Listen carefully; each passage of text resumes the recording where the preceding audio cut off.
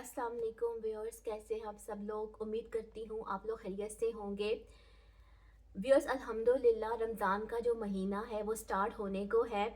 हमारी तरफ तो कल पहला रोज़ा है और पाकिस्तान में आई थिंक थर्सडे को जो है वो पहला रोज़ा होगा।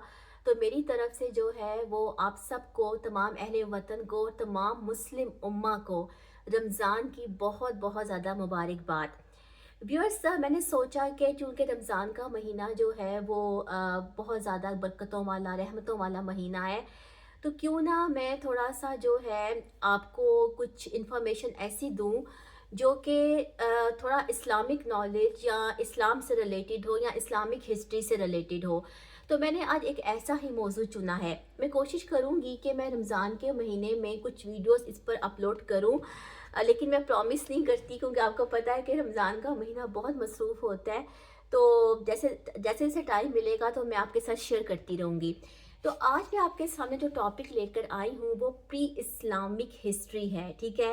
यानी कि इस्लाम के आने से पहले जो अरब का इलाका था वो कैसा था, ये मेरा आज का टॉपिक है।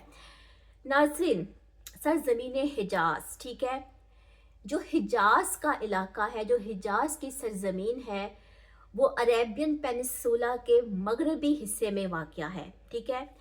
अब अरेबियन पेनिनसुला जो है, तकरीबन उसके बारे में ये कहा जाता है कि जो उसका जो हदूद अरबा है वो 2 मिलियन स्क्वायर किलोमीटर के लगभग फैला हुआ है। और उसकी इतनी यूनिकनेस है कि ये पूरा जो अरब का जो पूरा एक खिता है, ठीक है, ये एशिया को, अफ्रीका को और यूरोप को कनेक्ट करता है। लेकिन यहाँ का जो टेम्परेचर था, यहाँ का जो इन्वायरमेंट था, वो इतना ज़्यादा हार्श था कि वो आउटसाइडर को अट्रैक्ट नहीं कर सका।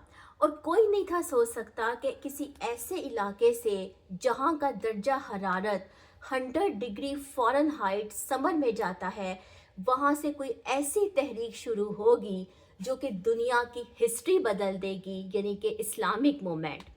तो व्यूअर्स, के जो अरेबियन पेनिनसुला का इलाका है बहुत ज़्यादा जो है, मतलब इसका जो यूनिकनेस है इसकी बहुत ज़्यादा थी। लेकिन इसके हार्श एनवायरनमेंट की वजह से जो है बहुत सारे लोग जो हैं वो वहाँ पे, जो सिविलाइजेशंस थी वो वहाँ पे आबाद नहीं हो पाई। इवन कि ये भी कहा जाता है कि सिकंदर आज़म ने 300 बीसी के करीब जाकर इसको इन्वेड करने की कोशिश की थी थ्रू पर्शिया, यानी कि पर्शिया के रास्ते, लेकिन वो भी इसमें सक्सेसफुल नहीं हो सका था यहाँ के एनवायरनमेंट की वजह से। जो यहाँ का टेम्परेचर था, तो यहाँ का एक ड्राई क्लाइमेट थी, जो हार्श आबो हवा थी, वो ना सिर्फ आउटसाइडर्स के लिए मुश्किल थी बल्कि जो यहाँ के लोकल रहने वाले लोग थे उनके लिए भी बहुत टफ था, जिनको आप नोमैड्स कहते हैं, ठीक है। और ये जो थे यहाँ के लोकल रहने वाले लोग थे, यानी कि अरब थे। अब अरब क्या करते थे कि वो समर में, यानी जब गर्मियाँ आती थी तो वहाँ से हिजरत कर जाते थे और वो यमन की तरफ मूव कर जाते थे, ताकि वो अपने मवेशी, जो उनके मवेशी हैं, जो उनके रेवर हैं, ठीक है, या जो उनके कैमल्स हैं, वो उनके लिए खुराक का इंतज़ाम कर सकें।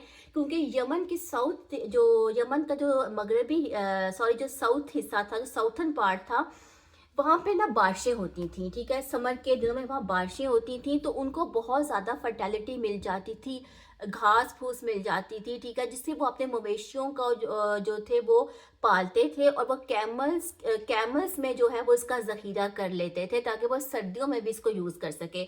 तो एक बहुत ही हार्श ज़िंदगी थी इन लोगों की, जो अरब की ज़िंदगी थी।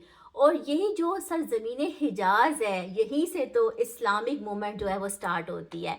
तो व्यूअर्स, ये मैंने आपको इंट्रोडक्शन दिया। इंशाल्लाह आगे आने वाली वीडियोस में मैं आपको इससे रिलेटेड कुछ और चीज़ें बताऊंगी जो कि इस्लामिक हिस्ट्री से रिलेटेड होंगी।